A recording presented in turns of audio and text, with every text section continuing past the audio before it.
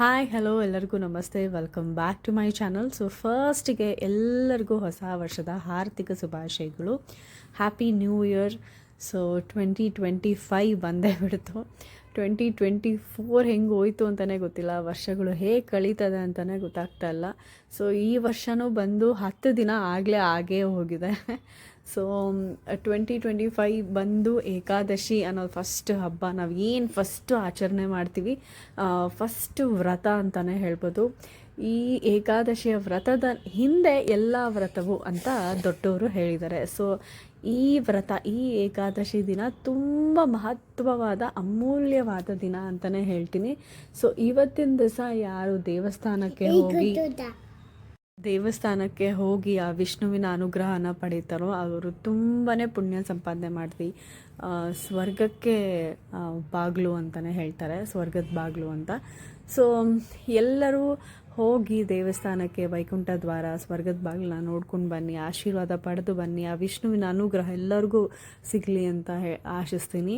So ಇವತ್ತಿನ ದಿವಸ ನಾವು ವಸಂತಪುರದಲ್ಲಿರುವ ವೈಕುಂಠ ಹಿಲ್ಸ್ಗೆ ಹೋಗಿದ್ವಿ. ತುಂಬಾ ಸಿಕ್ಕಾಪಟ್ಟೆ ಒಳ್ಳೆ ದರ್ಶನ ಆಯಿತು.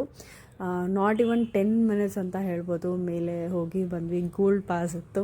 ಸೊ ಗೋಲ್ಡ್ ಪಾಸಿಂದ ಹೋಗಿ 10 ನಿಮಿಷ ಕೂಡ ಇಲ್ಲ ದರ್ಶನ. ವೆಂಕಟೇಶ್ವರನ ದರ್ಶನ ಮಾಡಿಕೊಂಡು ಬಂದ್ವಿ. ಇವತ್ತು ತುಂಬಾ ಬ್ಲೆಸ್ಡ್ ಫೀಲಿಂಗ್ ಆಗಿದೆ. ಅಂದ್ಕೊಂಡೇ ಇರಲಿಲ್ಲ ಇಂಥ ಒಳ್ಳೆ ದರ್ಶನ ಸಿಗುತ್ತೆ ಅಂತ. ಸೊ ಈ ವೈಕುಂಠ ಏಕಾದಶಿ ಮತ್ತು ಈ ಏಕಾದಶಿನ ಯಾಕೆ ಅಷ್ಟು ಮಹತ್ವ ಅಂತ ಹೇಳ್ತಾರೆ ಅಂತಂದರೆ, ವರ್ಷದಲ್ಲಿ ನಾನಾ ರೀತಿಯ ವ್ರತಗಳು ಬರುತ್ತೆ. ಈ ಗೌರಿ ವ್ರತ, ಗಣೇಶ ವ್ರತ, ಆಮೇಲೆ ವರಮಹಾಲಕ್ಷ್ಮಿ ವ್ರತ. ಸೊ ತುಂಬ ವ್ರತಗಳು ಬರುತ್ತೆ. ಅದೆಲ್ಲ ನಮ್ಮ ಆಸೆ ಆಕಾಂಕ್ಷೆಗಳು ಪೂರೈಸ್ಕೊಳ್ಳೋದಕ್ಕೆ ಒಂದು ವ್ರತ ಅಂತಲೇ ಹೇಳ್ಬೋದು.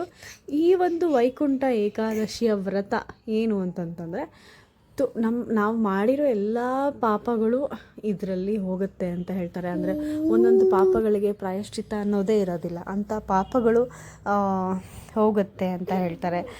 ಇದೇ ವ್ರತದಲ್ಲಿ ತುಂಬ ಪುಣ್ಯ ಸಂಪಾದನೆ ಮಾಡೋದು ಇದೇ ವ್ರತದಲ್ಲಿ ಅಂತ ಹೇಳ್ತಾರೆ.